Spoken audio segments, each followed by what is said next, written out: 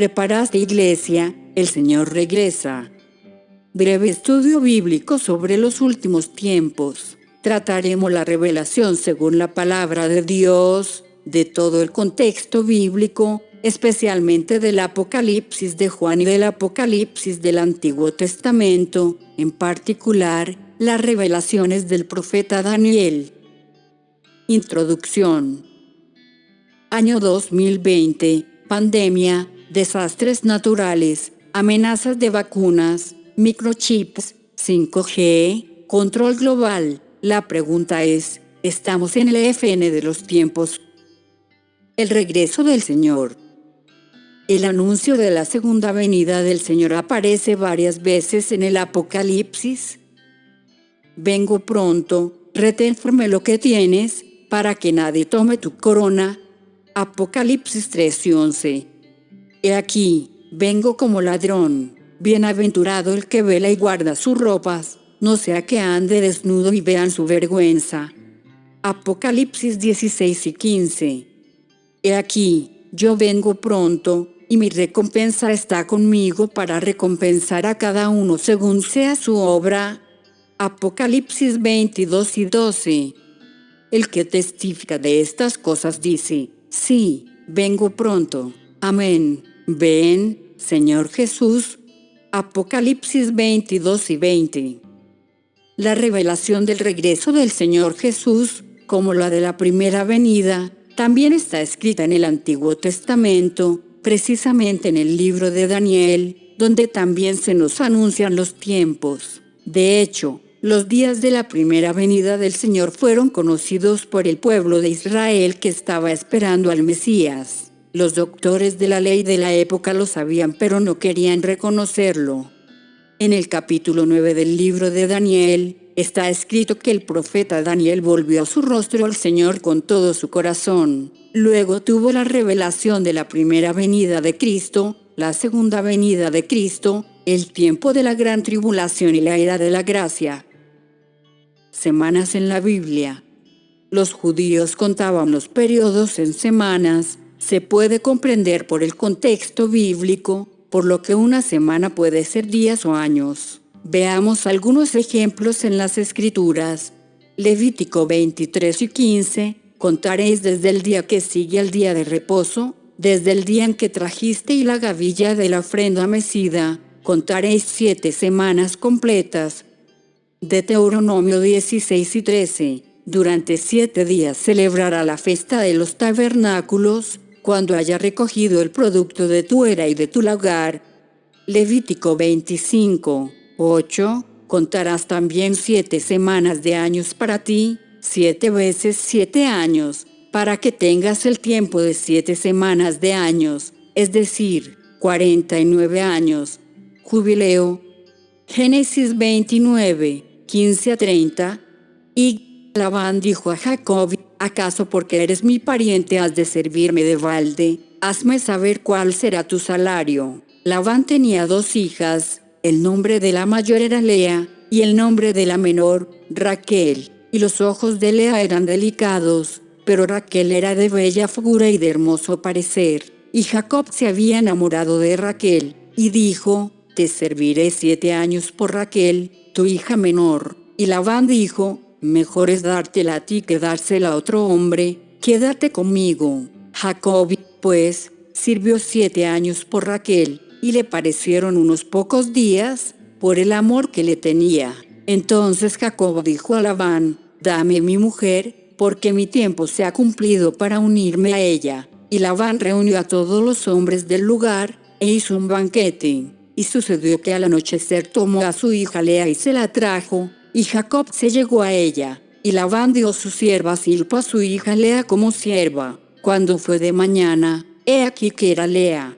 Y Jacob dijo a Labán, ¿qué es esto que me has hecho? No fue por Raquel que te serví. ¿Por qué? Pues, me has engañado. Y Labán respondió, no se acostumbra en nuestro lugar dar a la menor antes que a la mayor. Cumple la semana nupcial de esta, y te daremos también la otra por el servicio que habrás de rendirme aún otros 7 años. Así lo hizo Jacob, y cumplió la semana de ella, y él le dio a su hija Raquel por mujer. y Labán dio su sierva Bilha a su hija Raquel como sierva, y Jacob se llegó también a Raquel, y amó más a Raquel que a Lea, y sirvió a Labán durante otros 7 años.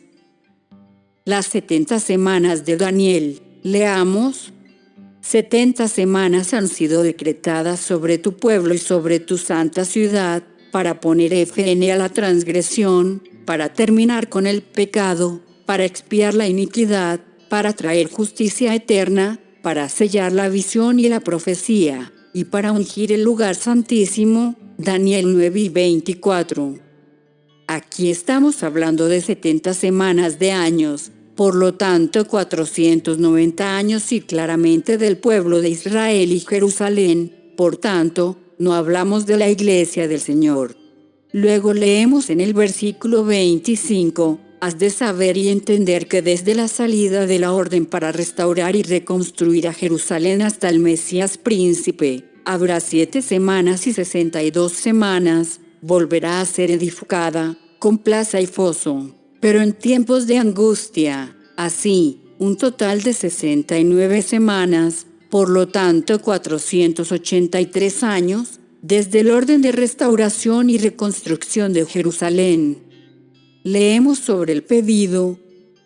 Y los ancianos de los judíos tuvieron éxito en la edificación según la profecía del profeta Ageo y de Zacarías, hijo de Ido, y terminaron de edificar conforme al mandato del Dios de Israel y al decreto de Ciro, de Darío y de Artajerjes, rey de Persia. Esdras 6 y 14.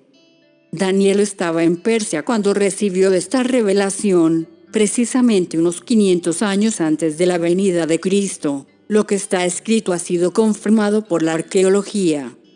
Continuando leyendo Daniel capítulo 9, en el versículo 26 leemos: después de las 62 semanas el Mesías será muerto y no tendrá nada, y el pueblo del príncipe que ha de venir destruirá la ciudad y el santuario. Su FN vendrá con inundación, aún hasta el FN habrá guerra, las desolaciones están determinadas.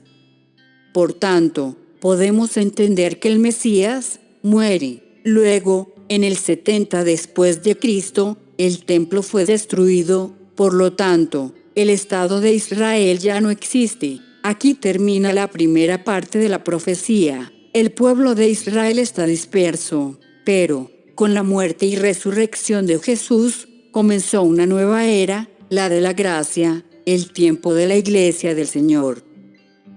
El reloj mundial, Israel. El Estado de Israel se funda en un día, 14 de mayo de 1948, como profetizó Isaías. Leamos: ¿quién ha oído cosa semejante? ¿Quién ha visto tales cosas? Es dado a luz un país en un solo día, nace toda una nación de una vez, pues Sión apenas estuvo de parto, dio a luz a sus hijos. Isaías 66. 8. El tiempo en que sucedería fue profetizado por Oseas. De hecho, tuvieron que pasar 2000 años. Leamos: nos dará vida después de 2 días, al tercer día nos levantará y viviremos delante de él. Oseas 6, 2. Los 2 días son los 2 milenios que pasaron antes de que Israel se convirtiera en un estado, y el tercer día se refiere al milenio por venir, después de la gran tribulación y el regreso del Señor, confirma Apocalipsis 20, 1-6. De hecho, para Dios, un día es como 1000 años. Leamos: pero, amados, no ignoréis esto, que para el Señor un día es como 1000 años, y 1000 años como un día. 2 Pedro 3, 8. La generación de la higuera, el rapto de la iglesia y el regreso del Señor. Una generación dura de 70 a 80 años. Leamos: los días de nuestra vida llegan a 70 años, y en caso de mayor vigor, a 80 años. Salmo 90, 10. Desde que brotó la higuera, es decir, Israel se ha convertido en un estado y la gente ha regresado a la tierra prometida, la última generación ha comenzado. Leamos: y le refirió una parábola: mirad la higuera y todos los árboles, cuando ya brotan las hojas, al verlo, sabéis por vosotros mismos que el verano ya está cerca. Así también vosotros, cuando veáis que suceden estas cosas, sabed que el reino de Dios está cerca. En verdad os digo que no pasará esta generación hasta que todo esto suceda. Lucas 21, 29, 32. La generación a la que se refiere es precisamente la última. Cuando veas que suceden estas cosas, esta generación no pasará. Por tanto, conocemos el periodo, pero ojo, no se nos da el día y la hora para conocerlos. Leamos, pero de aquel día y hora nadie sabe, ni siquiera los ángeles del cielo, ni el Hijo, sino solo el Padre. Mateo 24 y 36. Por tanto, estamos al final de la última generación. Ya han pasado 72 años desde el nacimiento de Israel. Si la última generación durara el máximo, es decir, 80 años, entonces, en unos 8 años, el Señor volvería. Estamos llegando. De hecho, Jesús primero secuestrará a su iglesia, luego vendrán los 7 años de la gran tribulación, al final de los cuales Él regresará. Rapto de la iglesia. Leamos, pero no queremos, hermanos, que ignoréis acerca de los que duermen, para que no os entristezcáis como lo hacen los demás que no tienen esperanza. Porque si creemos que Jesús murió y resucitó, así también Dios traerá con Él a los que durmieron en Jesús. Por lo cual os decimos esto por la palabra del Señor, que nosotros los que estemos vivos y que permanezcamos hasta la venida del Señor, no precederemos a los que durmieron. Pues el Señor mismo descenderá del cielo con voz de mando, con voz de arcángel y con la trompeta de Dios, y los muertos en Cristo se levantarán primero. Entonces nosotros, los que estemos vivos y que permanezcamos, seremos arrebatados juntamente con ellos en las nubes al encuentro del Señor en el aire, y así estaremos con el Señor siempre. Por tanto, confortaos unos a otros con estas palabras. 1 Tesalonicenses 4, 13 a 18. 7 años de tribulación.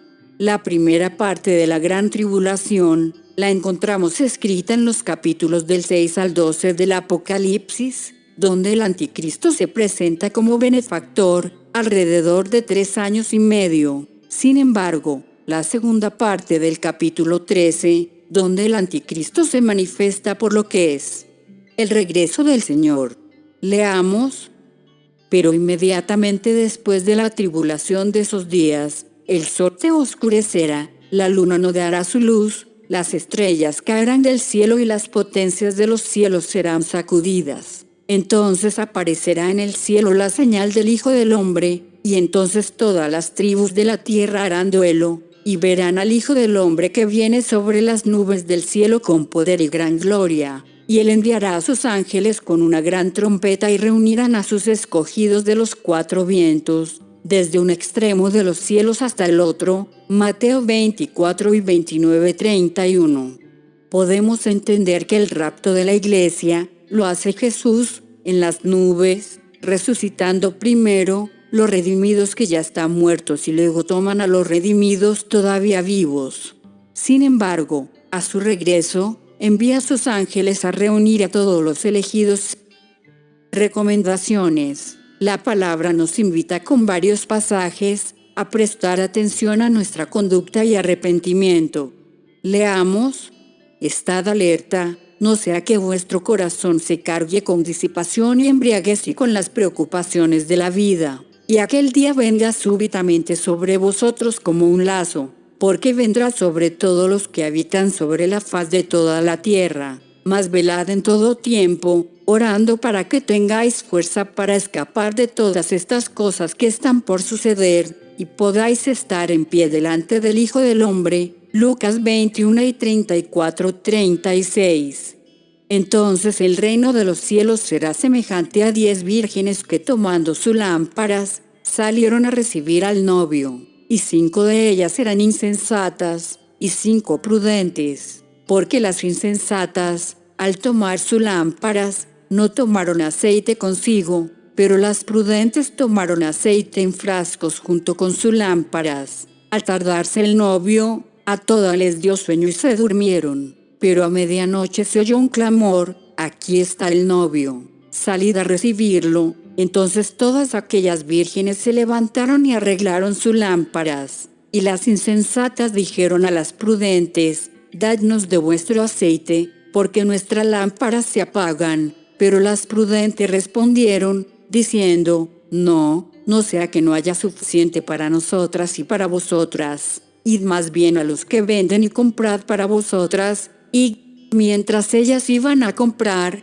vino el novio, y las que estaban preparadas entraron con él al banquete de bodas, y se cerró la puerta. Después vinieron también las otras vírgenes, diciendo: Señor, Señor, ábrenos. Pero respondiendo él, dijo: en verdad os digo que no os conozco. Velad, pues, porque no sabéis ni el día ni la hora. Mateo 25, 1-13. Conclusión. ¿Qué lecciones extraemos de este estudio? Podemos dar respuesta a la pregunta que nos hicimos al principio. Sí, debemos admitir que estamos en el FN de los tiempos, que Jesús está a punto de secuestrar a su iglesia y que la gran tribulación es la de aquellos que, en ese día, no serán hallados con los vestidos lavados con la sangre del Cordero. Por tanto, debemos estar preparados. ¿Qué significa eso? Significa que tenemos que dejar ir todas las cosas y pensar en lo que es más importante, lo que es verdaderamente urgente. ¿Está listo? Si la respuesta es no, déjalo todo, averigua cuál es el impedimento y arréglalo. Ore y no se detenga hasta que haya resuelto y recibido el perdón de sus pecados y se haya reconciliado con Dios, como hizo Jacob. No te soltaré si no me bendices. Génesis 32 y 26. Si ha nacido de nuevo, ya ha experimentado el amor de Jesús, así que ponte de pie como lo hiciste el día de tu conversión. Él te está esperando. Si no naces de nuevo o no sabes lo que significa, debes buscar a Dios con todo tu corazón, creer que Jesucristo es el Hijo de Dios y pedirle perdón por todos tus pecados, porque todos somos pecadores. Recibirás la salvación de la condenación eterna y te convertirás en su Hijo. Leamos: porque de tal manera amó Dios al mundo, que dio a su Hijo unigénito, para que todo aquel que cree en él no se pierda, mas tenga vida eterna. Juan 3:16. Había un hombre de los fariseos, llamado Nicodemo, prominente entre los judíos. Este vino a Jesús de noche y le dijo: Rabí, sabemos que has venido de Dios como maestro, porque nadie puede hacer las señales que tú haces si Dios no está con él. Respondió Jesús y le dijo: en verdad te digo que el que no nace de nuevo no puede ver el reino de Dios. Juan 3, 1-3.